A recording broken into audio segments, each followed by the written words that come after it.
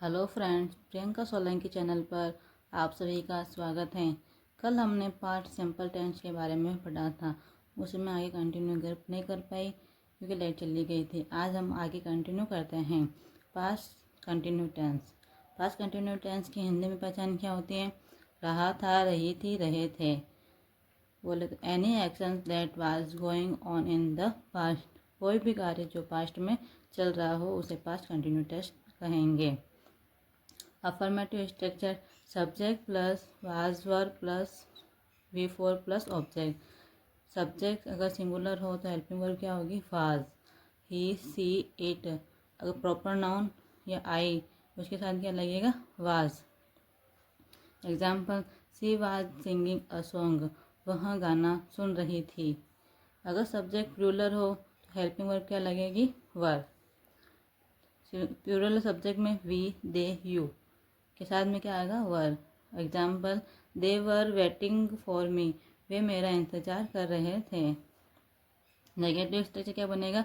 Subject plus was were plus not plus V four plus object. She was not listening to me. वह मुझे नहीं सुन रहा था। We were not playing attention to our study.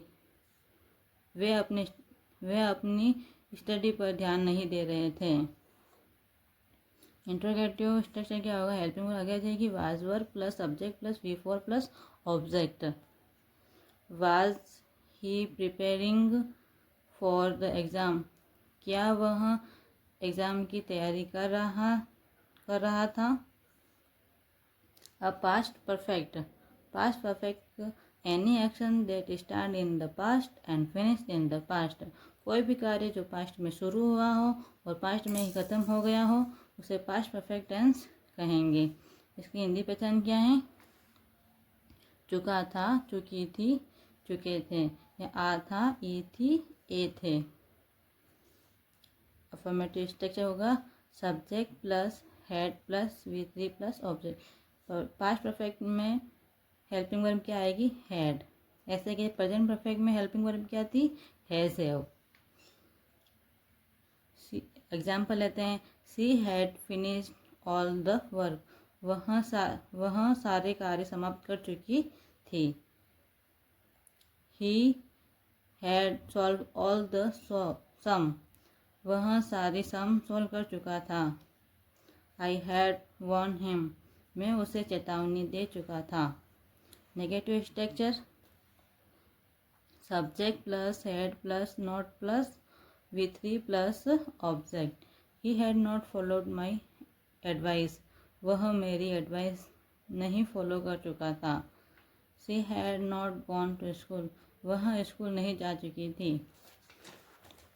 ऐसे कैसे? Interrogative वो का स्ट्रक्चर क्या होगा? हेल्पिंग वर्ब आ जाएगी आगे plus subject plus V three plus object. Had you followed my advice. क्या तुमने मेरी एडवाइस को फॉलो कर चुके हो।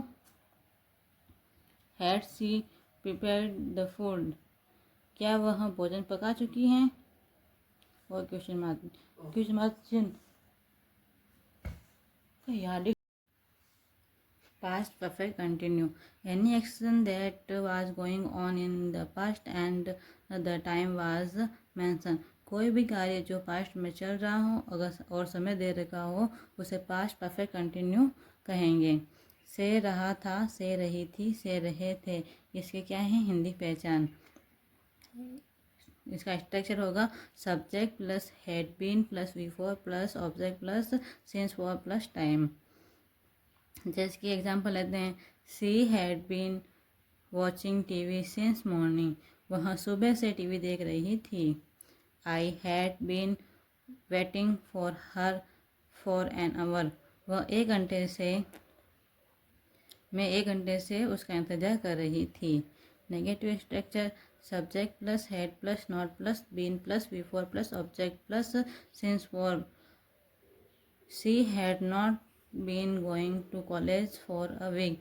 वह 1 हफ्ते से कॉलेज नहीं जा चुकी थी। वह एक हफ्ते से कॉलेज नहीं जा रही थी। इंट्रोगेटिव में क्या होता है? Had plus subject plus been plus V4 plus object plus since for plus time plus आगे क्या आएगा, क्वेश्चन मार्क चिन्ह। Had you been waiting for me for an hour, क्या तुम मेरा 1 घंटे से इंतजार कर रहे थे। अब है future tense. Simple future, to express simple actions of future, कोई भी एक्शंस जो फ्यूचर में हो रहे हो, जैसे कि वह आएगा, वह जाएगी। हिंदी पहचान क्या होगी, गा गी गे। Structure, subject plus will shall plus V1 plus object. Will shall आपको पता हो तो मॉडल भी होते हैं और हेल्पिंग वर्ब भी हैं। नेगेटिव स्ट्रक्चर में क्या होता है, तीसरे नंबर पर आता है not. Subject plus will shall plus not plus object. I will buy a car. अब आप सोच रहे हो कि मैंने आई के साथ विल क्यों लगाया। जब कोई कार्य के लिए हम श्योर होते हैं तो हम आई के साथ विल लगाते हैं, वरना आई के साथ सेल ही लगाते हैं। I will buy a car, मैं एक कार खरीदूंगा। I will not buy a car, मैं एक कार नहीं खरीदूंगा। ऐसे ही ऐसे इसका फ्यूचर टेंस में अफर्मेटिव और नेगेटिव में तो आई वी के साथ विल या सेल कुछ भी लगा सकते हैं। इंटरगेटिव बनाते हैं तो इसका स्ट्रक्चर क्या होगा, हेल्पिंग वर्ब आगे आ जाएगी, will shall plus subject plus V1 plus object. लेकिन फ्यूचर इंटरगेटिव में हम आई वी के साथ हमेशा सेल ही लगाते हैं, कभी विल नहीं लगाएंगे। जैसे कि विल यू हेल्प मी, तो विल क्या है, यू के साथ, क्या तुम मेरी हेल्प करोगे।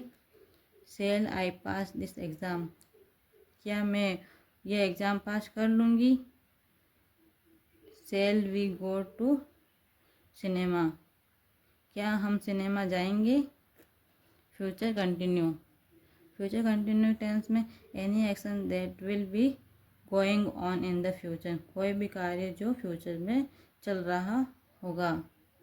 हिंदी पहचान क्या होगी, रहा होगा, रही होगी या रहे होंगे। Subject plus will shall plus be plus V4 plus object. She will be listening to the radio, वह रेडियो सुन रही होगी। Thank you.